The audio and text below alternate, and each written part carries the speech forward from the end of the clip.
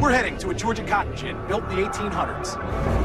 No way! It sits on a sprawling estate filled with secrets. Oh, yeah! We've got one chance to find antique treasures If I can't get these, I'm gonna cry. or die trying. Dude, it's moving, Jay. It's moving. My name is Jay Chaikin. These are my buddies, Dan and Mark. We make money finding items left behind in abandoned buildings. Whoa. If it's rare, Look at that. and it's got history, we'll make a deal for it. Then restore and resell. Whatever it takes to save a piece of American history.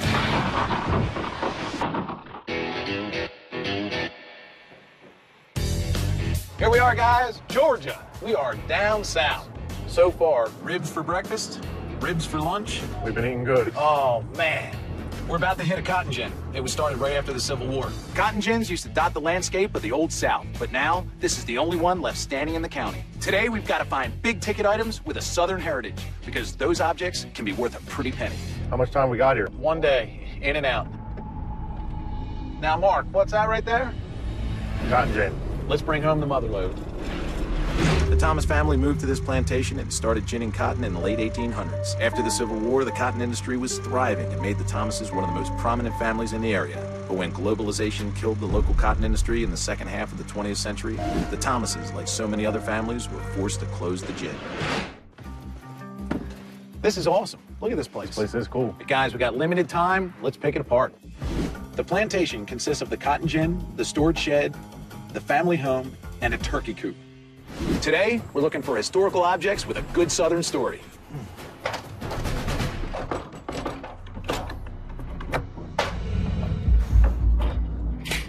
Guys, this is the cotton gin. Wow, That's cool. that's awesome. Oh, man. Looks like we found the heart of the gin mill. It's like a monster, man. It's like the cotton-eating machines. Eli Whitney invented the mechanical cotton gin in 1793. The process of removing seeds from picked cotton had been traditionally done by hand. It was painfully slow. The advent of the mechanical gin dramatically accelerated the process and revolutionized the cotton industry. By the mid-1800s, the U.S. produced 2/3 of the world's cotton. But the rapid growth of the cotton industry increased the demand for slave labor, and many believe the invention of the cotton gin eventually led to the Civil War. Yeah, this thing did rotate. These would pull out. Daddy. Whoa. That's pretty cool. This was probably the actual bag that the cotton would be pressed into. That's That's pretty really cool. All right, guys, I'm going up. Jay has loved to climb things since we were kids, and I don't think he's going to grow out of it anytime soon. You definitely can see how it worked. It would be piped up with these tubes and then processed going down.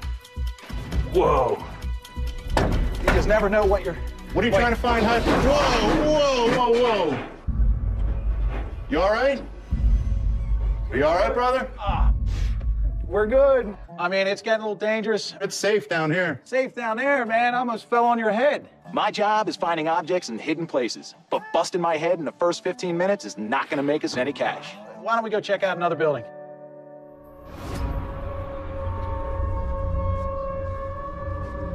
All right, let's get to it.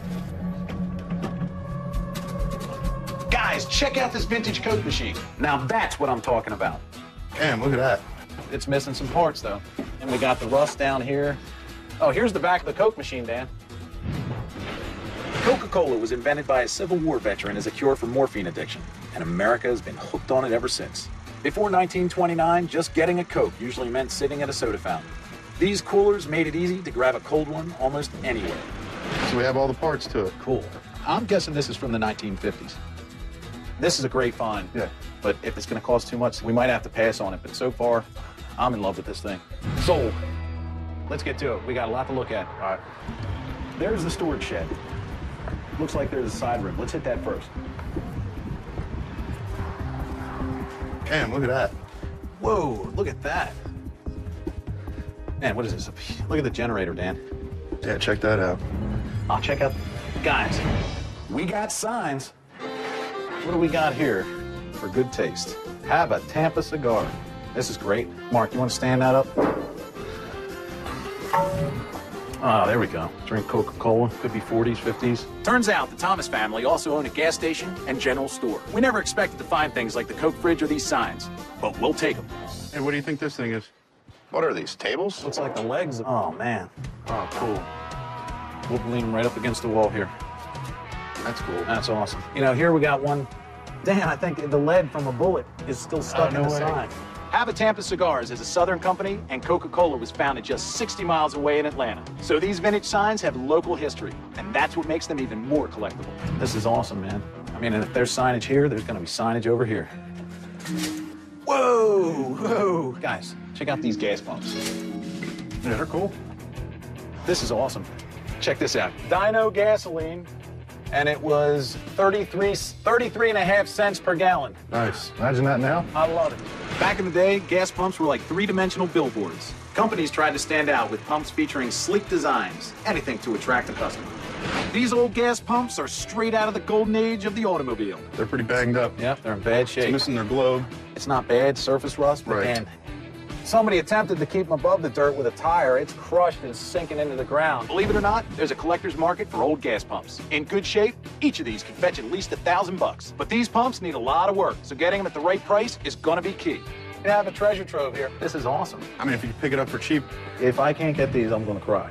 Guys, I love the stuff here, but let's keep going, man. We got so much to look at. The Thomas family lived here for over a century.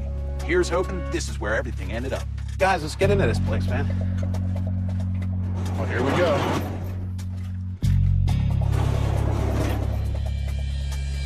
Yeah, guys, check it out, man. This place is packed full of stuff, man. Look at all of it. And it's got a little bit of new, a little bit of old, going through generations of family stuff. Let's just respect this stuff. What's that? Oh, look at this. Check out this radio case. Oh, cool. No innards. Yeah, and you can make it into a dollhouse or something. Dollhouse? If you ever catch me saying something should be turned into a dollhouse, don't ask questions. Just shoot me. I'll throw something at that. How about this basket? Now this is cool. I mean, since we are on a farm that picked cotton, I would just, my common sense would tell me that they'd throw the cotton in this basket.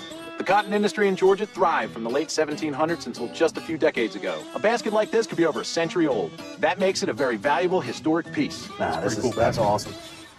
You finding anything, Mark? Yeah. That painting's cool. Look at the tombstones in the back. That's like a ghost back there. Now, that's definitely cool. That is wild. You know what? Like during the Depression, maybe these were people looking for work. They lost their homes. Maybe this depicted what the Depression was like for people, you know? I'm no museum curator, but this painting looks pretty impressive to me. This is the part of the job I love the most. Finding a lost gem like this and hopefully getting it back out into the world. This is neat. I would love to purchase this. Despite a few great objects, the storage shed didn't have much else of value. Oh, made in China. Made in China. Nothing. All right, that's another bust. Now we're running out of time, and I'm desperate for a big find. Let's get out of here. Let's go check out that, what's that, the turkey coop? What's going to be in a turkey coop? Turkeys? We gonna start buying turkeys now?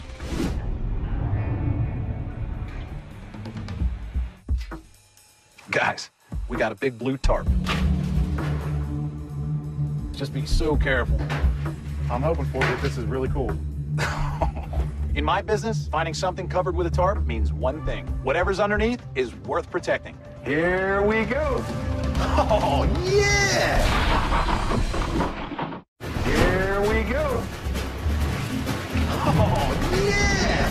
Man, it's a homemade hot rod. Frankenstein built this thing? Man, I'm in love, brother. That's pretty cool. I mean, this thing is so horrible, it's beautiful. Oh my God. It's a flathead V8. There's nothing that gets my blood pumping more than having an old car to fix up. And it's pretty rare that you find a hot rod like this from the 1930s. I gotta have this thing. Dude, what do you think? How many cars do you have sitting at your house right now? Jay and I have been gearheads since high school, but I'm the one that gets stuck working on his fantasy cars. Dan, come on, I need you to talk me into this because all I hear is Ricky going, Jay, if you buy this car. Hey, We're looking at an old... no. Whatever it is, no. If Jay's calling me, it usually means he wants something he shouldn't be buying. We're looking at a beautiful old hot rod. Oh, well, that's good, because I'm having a garage sale in a couple weeks, and maybe I can get rid of it with all the other useless junkers you brought home. Just let her know that I have nothing to do with this. Dan says he'll take full responsibility for anything that happens here. And Mark's chipping in too. Well, I hope it's big, because if you bring it home, you're gonna have to sleep in it. You still there? Hello? She's on board. Hey, I mean, if you can get this thing for free or $200, I'm all in. All right, guys, let's move on. The hot rod might be my perfect find, but I also need insurance just in case I can't get it. We've got one building left to search, the farmhouse. Man, I hope there's something in this house.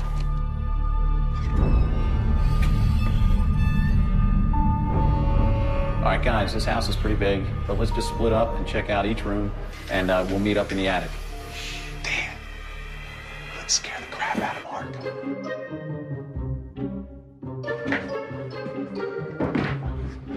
Mark, you find anything? Just insulation. God damn it! What's the matter with you? You serious? God. Oh my God, I'm gonna piss myself. Don't touch me. Oh, man, look at that. Yeah, old radio. Yeah, man, that's an old Zenith. Yeah, man. Yeah, just the body of it's cool. Zenith started out in 1918 with just two guys making radio parts on a kitchen table. By 1924, they had invented the portable radio and ushered in radio's golden age. Look, police. I was just gonna say, you beat me to it. Yeah. Aviation? No way, man. You can pick up all this stuff with this radio. Before TV, families huddled around radios, and this Zenith was top of the line. This is a monument to the radio era. Guys, I love that, and I'll definitely try to buy that. That's a neat piece. Most of the rooms downstairs were empty, but we still have my go-to room in any old house, the attic. Man, this is cool. This reminds me of like an old shore house, doesn't it? Man, she looks mean. Oh, she's a mean-looking lady. Look at all this stuff. Oh, God. Oh, I bumped my head. oh, you bumped your head? Anything, Mark? Old paintings, some pictures, some books. Bring them over here where I can take a good look at them. Check it out. This is an old one. This is pretty cool. A lot of times when you see the wood, Dan, on the back here like this, Right. it just tells me that, you know, it's either this or cardboard. Right. You know, so this is your older. Older piece. Yeah, I really don't know. It's a picture of a waterway. Oh, wow, look at the colors come out. That's a beautiful painting. I definitely have to get it. We've had a successful day at the Cotton Gin and found a bunch of things I want to take home. I'm most interested in the old painting, Coke fridge, the old Zenith radio, gas pumps, and of course, the antique hot rod. Now it's time to get down to business. Mark Thomas, the Gin's owner, is here to negotiate. Nice to meet you. Nice to meet you. This has been amazing. This farm was purchased by my great-great-grandfather, and then I actually was in the Cotton Gin when it was running. It's a large piece of our family history, and I'm glad to be a part of it myself. Absolutely. Mark grew up here when the gin was still running. That means he has a personal attachment to this place. And it's my job now to convince him to let some of this stuff go. We got so much to look at, you know, Okay. let's get into it. Let's do it. All right. I'm gonna start negotiations with the old Zenith radio. I really love this thing, but it's in disrepair, so I gotta get it for less than $100. This radio my father had refurbished. It was a piece, especially in this house, where you had many people from the community that would come and just gather around the radio, hear the old talk shows. Only the shadow knows. Exactly. And it does work. It does work? To my knowledge, it did. Now, we can plug it up and see. Let's do it. Let's turn the volume up. Here's that. Huh. She's not working. Did you do 75? Sure, why not? Thank you, Mark. All right, so this moves us over to the painting. Well, this was purchased by our family because it depicts the hard times that we've gone through. So for us, it would have significance. Right. Any chance that I can buy that off you? I'd say probably not. You're breaking my heart. Sitting in there ain't doing it no justice. Yeah. You know, let's Yeah. bring it out into the world and let somebody who appreciates that stuff see it. I'd be willing to go 200 on that. I'll tell you what, how about 250? That's a deal. Thank you. So far, so good. Mark seems willing to sell things, but now it's time to put that to the test. Wow, this is the same car you got in the turkey coop? Right. Mark pulls out an old family photo of the hot rod, and I start to get a little nervous. My father actually built this. It was a 1934 Ford, and he took the entire shell of the car apart. And then when I was a teenager, we completely tore it apart, and then we reassembled it. So when was the last time that car was actually running? It was 1976. Would you ever think of selling that? I have to have it. I'd really hate to part with it, but for the right price, What would you throw out there?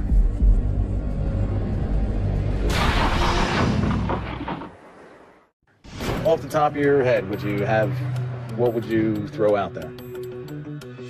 I'd say 15,000. Oh my goodness gracious. 15,000? You gotta be kidding me. I don't even need to talk to Ricky to know this is a dead deal. Yeah, I really would hate to part with it. I have a 10-year-old son, and I'd like to see him get his hands dirty. Well, I'll tell you, if you have a 10-year-old, I mean, that is a great car to start on.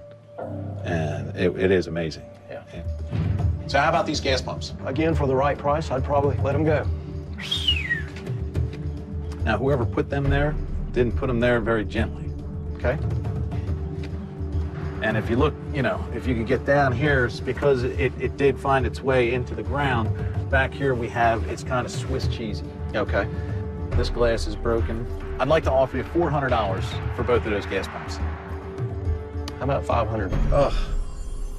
I love them. I do. But I have to look at what can I get as far as resale at them. Right. So I can't go above 400. Since I've been such a great guy,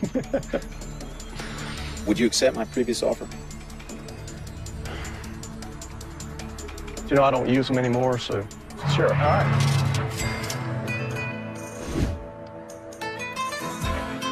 In addition to the Zenith radio, the old painting, and the gas pumps, we also bought vintage signs, the smaller painting, the basket, Dan's future dollhouse, and a handful of other items. But I'm digging into my own pocket because there's one thing I gotta have: the Coke fridge.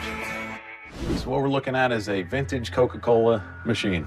Right away I got excited, and then when I finally started looking at it closer, if you look over here, you can see where this one's already off. Okay. This one's starting to go. I mean, it's in really bad shape. Would you take $100 for this? I'm just trying to think what the salvage value would be worth of this. Metal's going up every day. I mean, I've gotten pretty good in my time. Hang on. It's heavy, isn't it? Like 20 bucks worth of it. I mean, How about 125? yeah, 125 is doable. Okay. Yeah. Thanks, Mark. Our trip to the Cotton Gin in Georgia has given us a glimpse of history, some valuable items, and some exciting restoration projects. Ready? Up. The Coca-Cola refrigerator is the jewel of our trip. The only question now is, can I bring it back to life?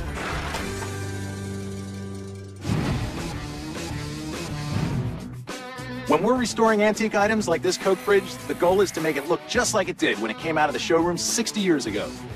We sent the panels to get professionally restored, and Dan and I put it back together. Hey, Rick. Let's see it. All right, you ready? Let's go. Oh my God, Helen, that looks awesome. I love it. Isn't it cool? It's totally amazing. It doesn't even look like the same cooler. Well, I'm really happy with the way it turned out.